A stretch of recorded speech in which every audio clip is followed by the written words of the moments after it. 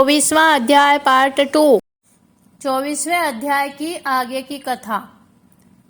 अपने पूर्व कर्मों का वर्णन उस मुनि से करने लगी और बोली कि हे मुनि, मैंने अपने पति को विष दिया, फिर अनेक प्रकार के कुकर्म किए।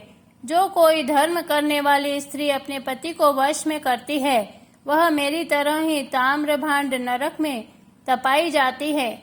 पति ही नाथ है, पति देवता है, फिर उसके साथ अनर्थ करके स्त्री कैसे सुख पा सकती है। जो कोई अपने पति को दुख देती है, वह 100 जन्म पर्यंत कुत्ते की योनि में पड़ती है और शरीर में असंख्य कीड़े पड़ते हैं। अतः हे ब्राह्मण, स्त्री को उचित है कि सदैव अपने पति की आज्ञा को माने। मैं आपके सामने खड़ी हूँ। यदि आज आप मेरा उद्धार कर दो तो फिर मुझे नीच योनि नहीं मिलेगी। हे ब्राह्मण, मैं अति दुष्ट, दुराचारिणी और खोटी हूँ। आप अपने अच्छे कर्मों का फल मुझे देकर मेरा उद्धार करो। वैशाख शुक्ल पक्ष में पुण्यों के बढ़ाने वाली द्वादशी के दिन स्नान, दान आदि, अन्न तथा भोजन आदि का जो सुकृत आपने किया है, वह मुझे दे दो। इस सुकृत से मेरी मुक्ति हो जाएगी। द्वादशी के दिन जो मनुष्य घर में स्नान करता है, उसको भी सब तीर्थों का फल मिलता है। द्वादशी के दिन जो तप, यज्ञ, दान, होम या देव पूजन किया जाए, उसका अक्षय फल मिलता है, सो वह फल मुझको दे दो। जो मनुष्य द्वादशी को व्रत करते हैं और त्रयोदशी को उसका पारण करते हैं, उन्हें अवश्य मोक्ष मिलता है। सो हे महाभागे, मैं दीन हूँ। जनार्दन भगवान दीनानाथ और सारे जगत के पति हैं। आपके भी नाथ हैं। ऐसे भगवान के जन भी वैसे ही होते हैं, क्योंकि जैसा राजा वैसी ही प्रजा होती है। सो मैं अत्यंत दुखी हूँ, मेरी रक्षा कीजिए। मैं आपके द्वार पर रहने वाली कुतिया हूँ। यह तिथि सहस्र ब्रह्मत्य, गो हत्या और करोड़ों अगम्यागम दोषों को दूर कर देती है। हे महामुनि, इस तिथि को आपने जो महापुण्य किया है, वह मुझको देकर उद्धार करो। मैं अत्यंत दीन हूँ, मेरी रक्षा करो। हे द्विजवर, मैं आपको नमस्कार करती हूँ। ऐसे वचन सुनकर वह मुनि पुत्र कुतिया से बोले कि अपने किए हुए अच्छे और बुरे कर्मों का फल मनुष्य सुख और दुख के रूप में आप ही अवश्य भोगता है। तुझ दुराचारिणी ने अपने पति को चूर्णादि द्वारा वशीभूत किया। साधु के प्रति जो पाप करता है, वह पाप उसी को दुख देता है, और जो पुण्य प्रदान करता है, वह उसी के दुख को हरण करता है। पापी के लिए जो मनुष्य कुछ करता है, वह पाप और पुण्य दोनों को नष्ट करता है।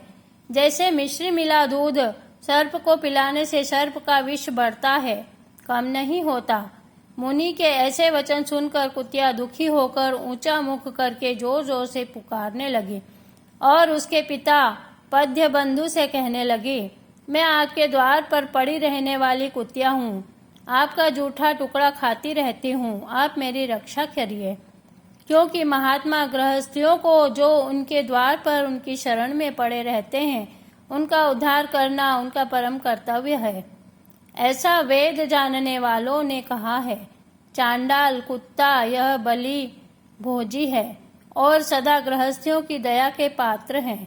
जो अपने पाले हुए असमर्थ रोगी का उद्धार नहीं करते, वे अवश्य नरक में जाते हैं।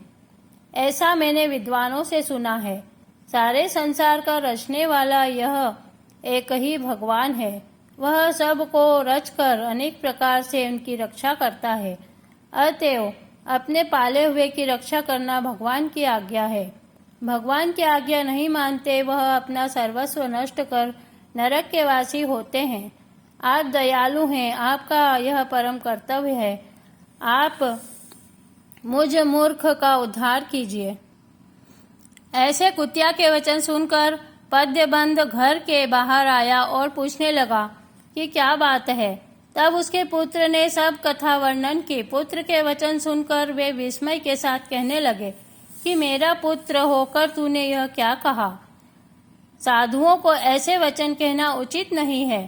संपूर्ण प्राणी परोपकार के लिए ही है। अपनी आत्मा को सुख देने वाले पापी होते हैं और संसार में तिरस्कृत होते हैं। चंद्रमा, सूर्य, पवन, पृथ्वी अग्नि, जल, चंदन वृक्ष और महात्मा सभी परोपकार में लगे रहते हैं। दधीचि ऋषि ने दैत्यों को अति बलवान जानकर अपनी हड्डियां निकालकर देवताओं को दे दी थी। जब भूखे सेन ने कबूतर को पकड़ लिया तो राजा शिवी ने अपना मांस काटकर सेन को दिया था।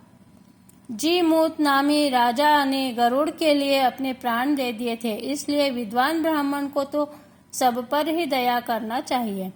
क्या मेध शुद्ध स्नान स्थान पर ही बरसता है, अशुद्ध पर नहीं बरसता है? क्या चंद्रमा चांडाल के घर में प्रकाश नहीं करता है? जैसे कीचड़ में फंसी हुई गौ को बाहर निकालते हैं, उसी प्रकार में भी बार बार प्रार्थना करती हुई इस कुतिया के दुख को अपने पुण्य के प्रभाव से अवश्य दूर करो। इस प्रकार अपने पुत्र को समझाकर कुतिया से कहने लगा कि मैं तेरे निमित्त प्रतिज्ञा करता हूँ कि तू मेरे द्वादशी के पुण्य से पापों से छूटकर विष्णु लोक को जाएगी। श्रुति देव जी कहते हैं कि राजन, वह कुतिया अपने शरीर को त्याग कर दिव्य वस्त्र आभूषण पहन सूर्य के समान तेज वाली तथा सावित्री के समान होकर ब्राह्मण से आज्ञा मांगकर चारों दिशाओं को प्रकाशित करती हुई स्वर्ग में जाकर अनेक प्रकार के भोगों को भोगती हुई वैशाख शुक्ला द्वादशी के प्रभाव से उर्वशी नाम की अप्सरा श्रेष्ठ अंगों वाली तथा देवताओं की प्रिय हुई। जिस गति को योगी जनों के लिए पाना अति दुर्लभ है, उस गति को उस कुतिया ने प्राप्त किया। तब से ही मधुसूदन भगवान की प्यारी और पुण्य बढ़ाने वाली यह तिथि संसार में विख्यात हुई। इस प्रकार वैशाख महात्म्य का 24वां अध्याय समाप्त हुआ। बोलिए विष्णु भगवान की जय।